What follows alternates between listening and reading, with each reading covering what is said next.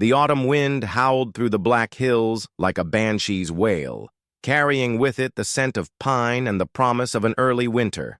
Jacob Harper pulled his worn leather coat tighter around his shoulders as he guided his horse, Thunder, through the dense forest surrounding Deadwood.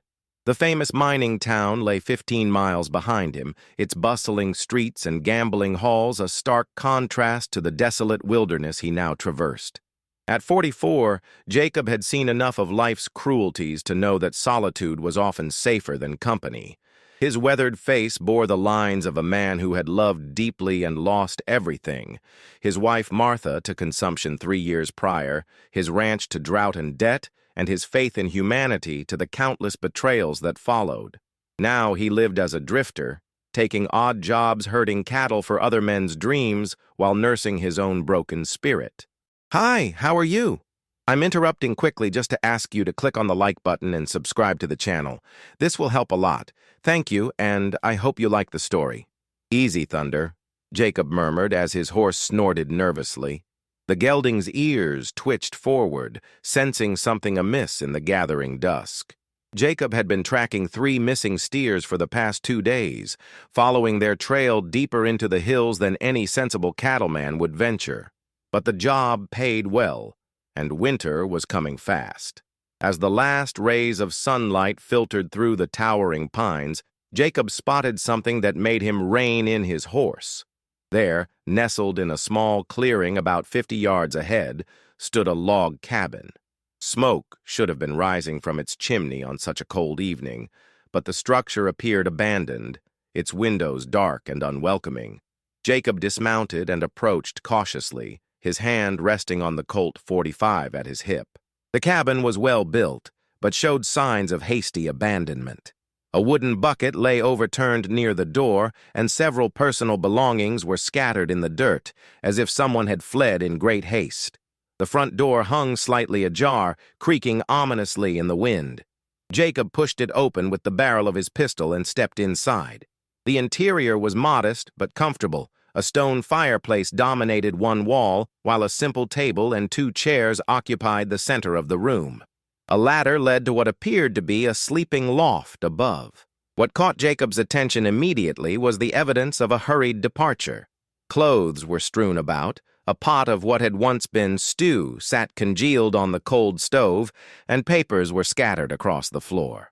But it was the half-burned letter in the fireplace that truly intrigued him. Kneeling by the cold ashes, Jacob carefully extracted the partially charred document. Most of it was illegible, but he could make out a few crucial words.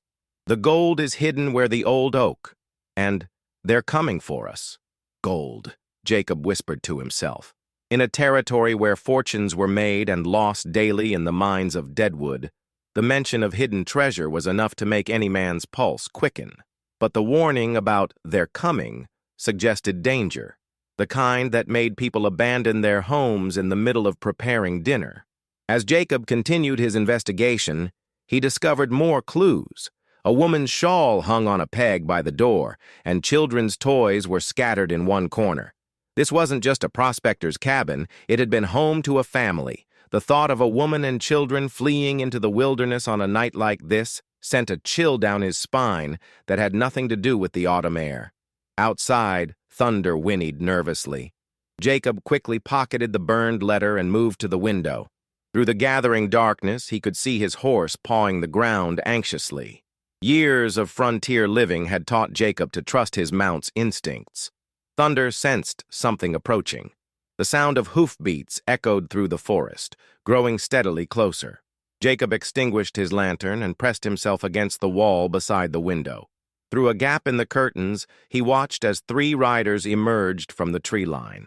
Even in the dim light, he could see they were rough men, the kind who made their living through intimidation and violence. "Looks like they cleared out, boss," called one of the riders, a thin man with a scraggly beard. "Search the place anyway," growled the apparent leader, a massive brute with arms like tree trunks. "That letter said the gold was hidden near here. They can't have taken it far." Jacob's grip tightened on his pistol. These men were clearly the reason the cabin's occupants had fled. But where had the family gone? And what was this gold they were all searching for? The three men dismounted and began searching the area around the cabin.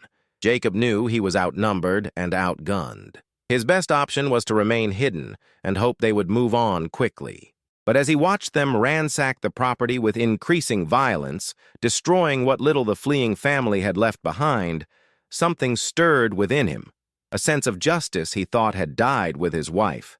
"Nothing here but junk," spat one of the men, kicking over a child's wooden horse. "Keep looking," the leader commanded. "That woman knows where her husband hid it, and when we find her, she'll tell us everything." The casual threat against a woman and her children ignited something primal in Jacob. He had failed to protect his own wife from disease, but perhaps he could prevent these innocent people from suffering at the hands of these outlaws. As the men continued their search, Jacob noticed something they had missed. Carved into the doorframe, almost invisible unless you knew where to look, was a small arrow pointing north. Someone, likely the cabin's owner, had left a message for those who might come looking. The outlaws spent another hour searching before finally mounting their horses in frustration. "We'll check the old mining camps up north," the leader declared. "They can't hide forever." As the sound of hoofbeats faded into the distance, Jacob emerged from the cabin. The arrow pointed toward the abandoned mining district, a maze of played-out claims and ghost towns where a family could hide, but also where they could easily perish from exposure or starvation. Standing in the doorway of the ransacked cabin, Jacob faced a choice that would define the rest of his life. He could continue tracking the missing cattle, collect his pay, and ride away from this trouble. Or he could follow that arrow into the unknown, risking his life for strangers who might not even want his help. The wind howled through the pines, carrying with it the echo of a child's laughter from happier times. Jacob thought of Martha, of the children they had never had, of all the chances for redemption he had let slip away. He mounted Thunder and turned north, following the arrow's direction into the darkness. Behind him, the abandoned cabin stood as a monument to shattered peace. Ahead lay uncertainty, danger, and perhaps the chance to finally do something that mattered. The hunt for the hidden family, and the truth behind the mysterious gold, had begun. Dawn broke gray and cold over the abandoned mining district north of Deadwood, casting long shadows across the skeletal remains of played-out claims and forgotten dreams. Jacob had ridden through the night, following barely visible tracks and his own instincts through terrain that grew increasingly treacherous with each passing mile. The old mining camps were a graveyard of ambition. Collapsed mine shafts, rotting sluice boxes, and the weathered bones of cabins that had once housed hundreds of hopeful prospectors. Most had been abandoned when the easy gold played out, leaving behind only the hardiest souls and the most desperate. It was in one such forgotten corner that Jacob finally found what he was looking for. Smoke, thin and carefully controlled, rose from behind a cluster of boulders near an old mine entrance. Someone was trying very hard not to be seen. Jacob dismounted and approached on foot, leading Thunder by the reins. As he rounded the rocky outcropping, he discovered a small camp hidden in a natural depression. A woman sat beside a carefully banked fire, her back to him as she stirred something in a battered pot. Two children, a boy of perhaps 10 and a girl no more than 7, huddled close to her for warmth. "Ma'am," Jacob called softly, not wanting to startle them.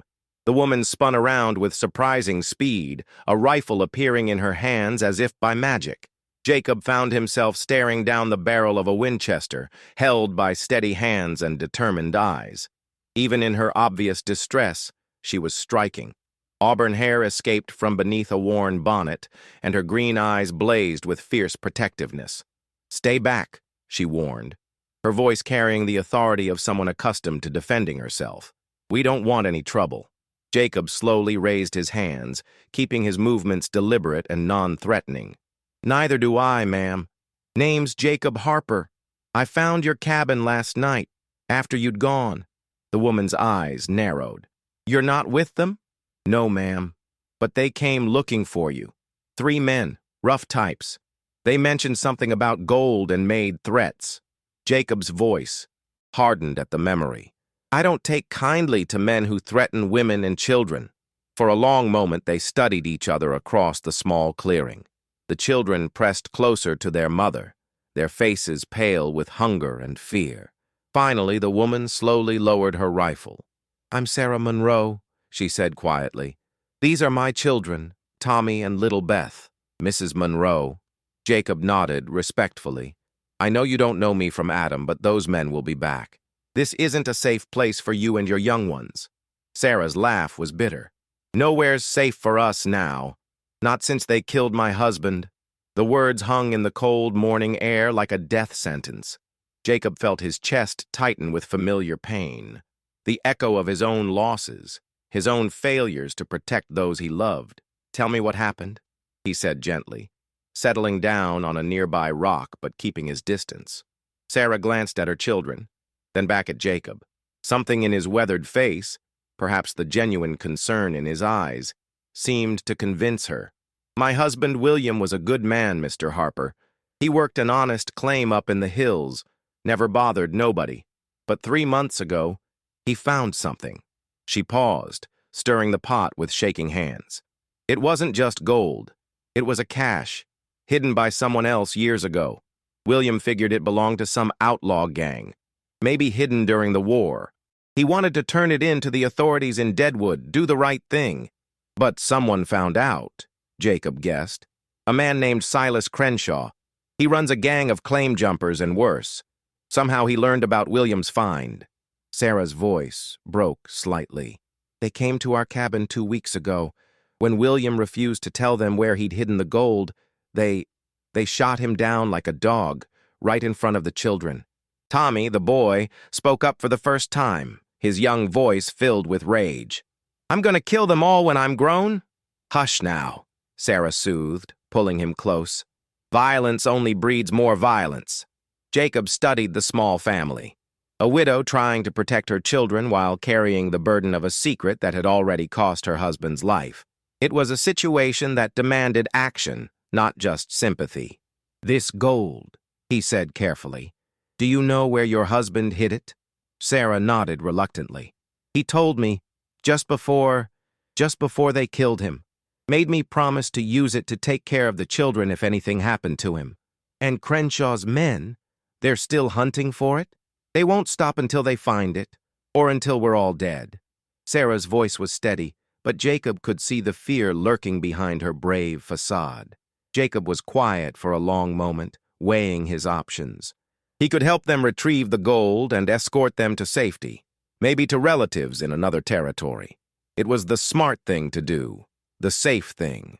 But something about Sarah Monroe's quiet dignity and fierce love for her children reminded him of Martha, of the life he'd lost and the man he used to be. Mrs. Monroe, he said finally, I have a proposition for you. Sarah looked up sharply. What kind of proposition? I help you get that gold, and we use it to do more than just run. We use it to stop Crenshaw and his men permanently. You're talking about taking on a whole gang, Sarah protested. That's suicide. Maybe. Or maybe it's justice. Jacob's eyes hardened with resolve. Your husband tried to do the right thing, and they killed him for it. How many other good people have suffered because men like Crenshaw think they can take whatever they want? Sarah stared at him for a long moment. Why would you risk your life for strangers? The question cut deep, touching wounds that had never properly healed. Because I failed to protect someone once before, Jacob said quietly, and because some things are worth fighting for, even if the odds are against you. Little Beth tugged at her mother's sleeve.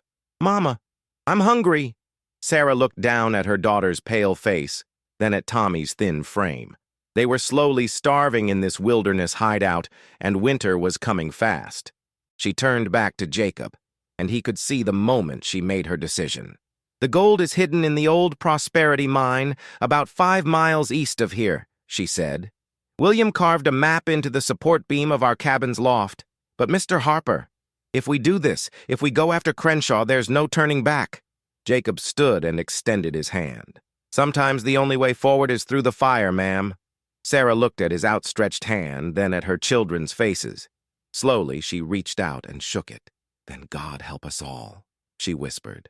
As they began planning their dangerous mission, none of them noticed the figure watching from the ridge above, one of Crenshaw's scouts who had finally tracked them down. The hunter had become the hunted, and the real game was about to begin. The Prosperity Mine had been abandoned for over 2 years, its entrance partially collapsed and its dreams buried beneath tons of worthless rock. As Jacob, Sarah, and the children approached the site in the pale afternoon light, the place felt like a tomb, which, Jacob reflected grimly, it might well become if their plan went wrong. They had spent the morning retrieving the map from the cabin's loft, a dangerous mission that had confirmed Jacob's worst fears. Crenshaw's men were watching the place, and it had taken all of Jacob's frontier skills to get them in and out undetected. The carved map was crude but clear. William Monroe had hidden his discovery deep in the mine's main shaft, behind a false wall he'd constructed to look like a natural cave-in. "Papa always said the Prosperity was cursed," Tommy whispered as they stood before the dark entrance. "Said that's why it never produced much gold." "Your father was a wise man," Jacob replied, checking his rifle one final time. "But sometimes what looks like a curse is just bad luck waiting to turn good." Sarah had insisted on coming despite Jacob's protests. "It's my husband's legacy," she'd said firmly. "I won't let you face this danger alone." They'd hidden the children in a secure cave a mile away, with strict instructions to head for Deadwood if they weren't back by nightfall. The mine entrance yawned before them like a hungry mouth. Jacob lit a lantern and led the way into the darkness, Sarah close behind with her Winchester ready. The air inside was stale and cold, heavy with the scent of damp earth and abandoned dreams. "How far back?" Jacob asked, his voice echoing strangely in the narrow tunnel. "About 200 yards, according to the map. There should be a side passage marked with 3 scratches on the wall." They moved carefully through the mine, their footsteps muffled by years of accumulated dust. Jacob's lantern cast dancing shadows on the rough-hewn walls, creating the illusion of movement where none existed. Every few steps he paused to listen, but heard only the distant drip of water and their own breathing. "There," Sarah pointed to barely visible scratches on the tunnel wall. "That's William's mark." The side passage was narrower than the main shaft, forcing them to move single file. After 50 yards, it opened into a small chamber where mining equipment lay scattered and forgotten. At the far end, a pile of rocks and timber looked like a natural collapse, but Jacob's experienced eye could see the careful construction beneath the camouflage. "Your husband was clever," he said admiringly as they began moving the rocks. "This would fool anyone who wasn't looking for it." Behind the false wall, they discovered a small cavity carved into the rock. Inside, wrapped in oiled canvas, were 3 leather pouches, heavy with gold coins and nuggets. Jacob estimated the value at several $1,000s, a fortune that could buy a new life anywhere in the country. "William found this in an old prospector's camp," Sarah explained as they examined the treasure. "The man had died alone and his claim had been abandoned for years. William figured the gold rightfully belonged to whoever found it, but he wanted to check with the territorial authorities first. An honest man in a dishonest world," Jacob murmured. "No wonder Crenshaw wanted him dead." As they prepared to leave, Sarah suddenly grabbed Jacob's arm.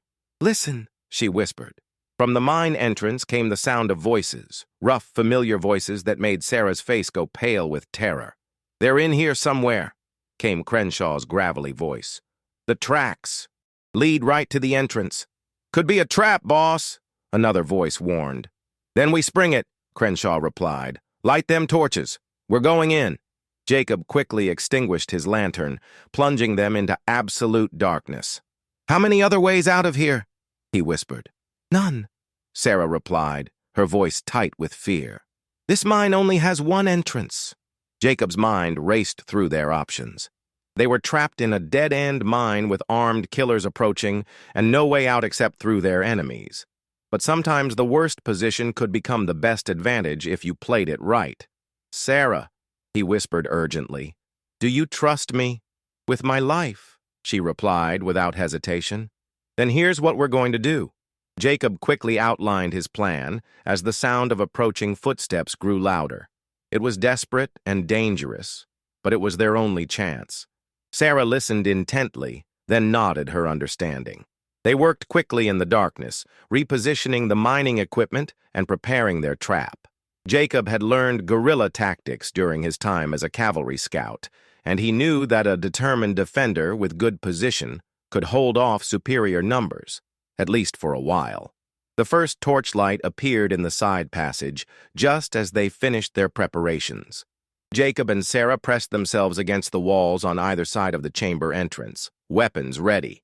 "Well, well!" Crenshaw's voice echoed through the chamber as he and two men entered. "Looks like we found ourselves a treasure room." The outlaw leader was even more imposing than Jacob had imagined. A giant of a man with cruel eyes and hands that had clearly dealt death many times. His companions were cut from the same cloth, hardened killers who would show no mercy to a woman and children. "Where are you hiding, Mrs. Monroe?" Crenshaw called out mockingly. "We know you're in here. Might as well come out peaceful-like. We just want to have a little conversation about your late husband's discovery." Jacob waited until all three men were fully in the chamber, their attention focused on the hidden gold.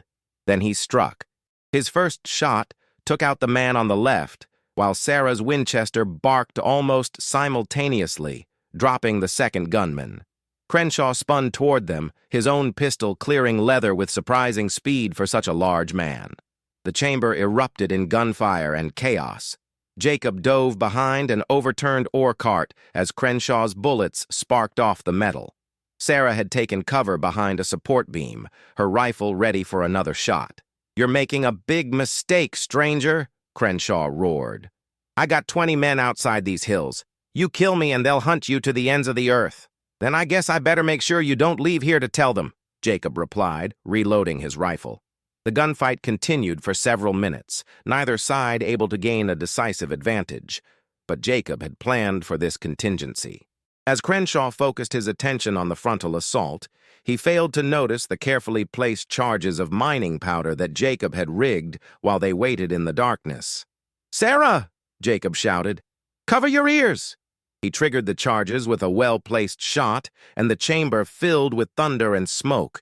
When the dust cleared, the mine entrance had collapsed, sealing them inside, but also crushing Silas Crenshaw beneath tons of rock. In the sudden silence, Sarah emerged from her hiding place, coughing but unharmed. "Jacob, are you all right?" "I'm fine," he replied, though his ears were ringing from the explosion. "But we've got a new problem. We're sealed in here." Sarah looked at the blocked entrance, then back at Jacob. Instead of panic, he saw determination in her eyes. "William always said every mine has two ends, the one you dig and the one you find." "What do you mean?" "This mine connects to the old jackrabbit claim about half a mile north. William explored it once. There's a passage behind that far wall, narrow but passable." As they gathered the gold and prepared for their underground journey, Jacob realized that their ordeal was far from over. They still had to escape the mine, reunite with the children, and deal with whatever remained of Crenshaw's gang. But for the first time since Martha's death, Jacob felt truly alive.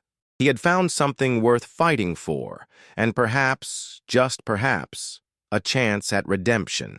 The passage between the Prosperity and Jackrabbit mines was a nightmare of cramped spaces and unstable rock, but it proved to be their salvation. After 3 hours of crawling through darkness, Jacob and Sarah finally emerged into the abandoned jackrabbit claim as the sun was setting behind the Black Hills. They were exhausted, filthy, and carrying a fortune in gold, but they were alive. More importantly, they had eliminated the immediate threat of Silas Crenshaw. However, as they made their way back to retrieve Tommy and Beth, Jacob knew their troubles were far from over. "Mama! Mr. Jacob!" Beth's voice rang out with joy as they approached the hidden cave where the children waited. The little girl ran into her mother's arms, followed closely by Tommy, who tried to maintain his grown-up composure but couldn't hide his relief. "We heard explosions," Tommy said, his young face serious beyond his years. "Were you fighting the bad men?" The worst of them won't be bothering anyone anymore, Jacob replied gently. But we need to get you all somewhere safe. As they made camp in a sheltered grove that night, Sarah finally asked the question that had been weighing on all their minds. What happens now, Jacob? Even with Crenshaw dead, there might be others who know about the gold. Jacob stared into the campfire, watching the flames dance against the darkness. I've been thinking about that. Your husband wanted to do the right thing with this gold, didn't he? Yes. He believed it should go to help people, not line the pockets of outlaws. Then maybe we should honor his wishes. Jacob looked up at Sarah, his eyes reflecting the firelight. Deadwood's got plenty of folks who could use help. Widows, orphans, families who've lost everything to claim jumpers and worse. What if we used this gold to make a real difference? Sarah studied his weathered face, seeing something there that hadn't been present when they first met. You're talking about staying, aren't you? Not just running away to start over somewhere else. I'm talking about finishing what your husband started. Building something good from all this tragedy. Tommy looked up from where he'd been whittling a piece of wood. You mean like starting a place where people like us could be safe? Exactly like that, son. Over the next hour, as the children slept and the adults kept watch, Jacob and Sarah developed their plan. They would return to Deadwood not as fugitives, but as citizens with a mission. The gold would fund a sanctuary, a place where vulnerable families could find protection and honest work while they rebuilt their lives. It won't be easy, Sarah warned. There are plenty of corrupt officials in Deadwood who won't appreciate us interfering with their arrangements. Then we'll have to be smarter than they are, Jacob replied. And we'll need allies, good people who've been waiting for someone to take a stand. The next morning brought an unexpected test of their resolve. As they prepared to break camp, the sound of approaching horses sent them scrambling for cover. But instead of Crenshaw's remaining men, they found themselves facing a U.S. marshal and 2 deputies. Come out peaceful, the marshal called. We're looking for information about the explosion at the Prosperity Mine. Jacob and Sarah exchanged glances. This was the moment of truth. They could run and spend the rest of their lives looking over their shoulders, or they could trust in the justice system that had failed them so far. We're coming out, Jacob called back, stepping into the open with his hands visible. We're the ones you're looking for. Marshal Tom Bradley was a lean, gray-haired man with honest eyes and a reputation for fairness, one of the few lawmen in the territory who couldn't be bought. As Jacob and Sarah told their story, he listened without interruption, occasionally asking clarifying questions. So Silas Crenshaw is dead? Bradley asked when they finished. Buried under half a mountain, Jacob confirmed. Can't say I'm sorry to hear it. That man's been a plague on this territory for years. The marshal studied them carefully. But you folks are in a complicated situation. Technically, you've admitted to killing 3 men and destroying property. Sarah stepped forward, her chin raised defiantly. They murdered my husband in cold blood, Marshal. We defended ourselves. I believe you, ma'am. But the law's the law. Bradley paused, then smiled slightly. Of course, if you were to turn over any stolen property to the proper authorities, and if you were to provide testimony that helped us clean up some other outstanding cases involving Crenshaw's gang, well, self-defense is a recognized legal principle. Jacob understood the marshal's meaning immediately. What kind of testimony? Crenshaw's been linked to at least a dozen murders and twice as many robberies over the past 5 years. But we've never had witnesses willing to come forward. If you folks were to help us build cases against his surviving associates, we'd be putting ourselves in danger all over again, Sarah pointed out. True, but you'd also be doing it with the full protection of federal law. And Bradley glanced meaningfully at the gold pouches.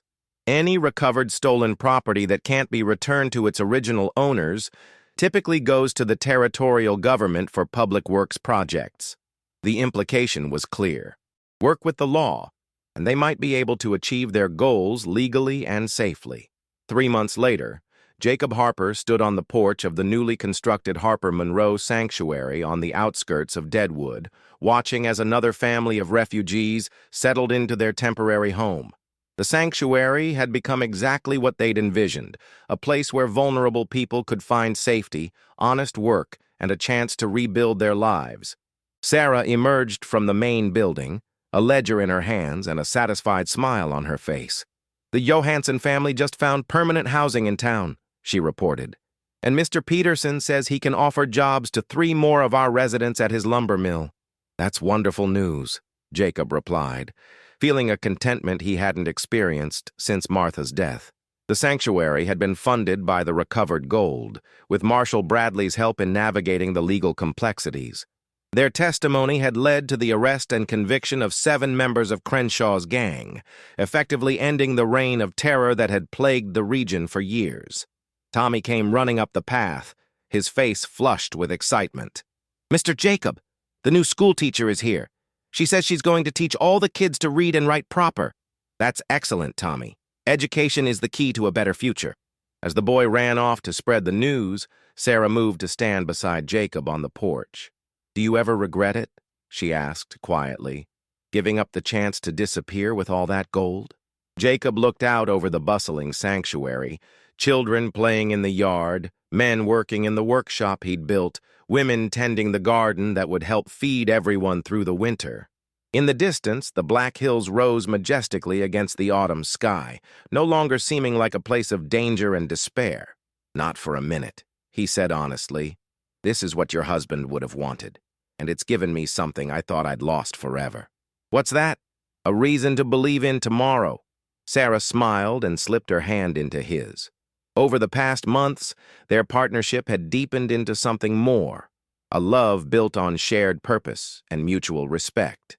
They had found in each other not just companions, but kindred spirits committed to making the world a little better than they'd found it. As the sun set over Deadwood, painting the sky in shades of gold and crimson, Jacob Harper, no longer quite so lonely, stood with his chosen family and watched their dream take root.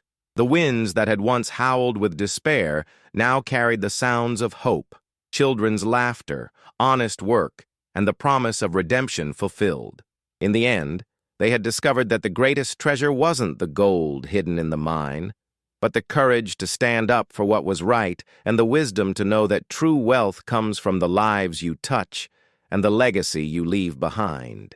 The sanctuary would endure, a testament to the power of ordinary people to create extraordinary change when they refuse to let injustice have the final word. Hello, how are you? Did you enjoy the story? Like, share, comment on which city you're watching from, and subscribe to the channel The Best Wild West to help us continue adding new amazing videos. Thank you very much, and come back often.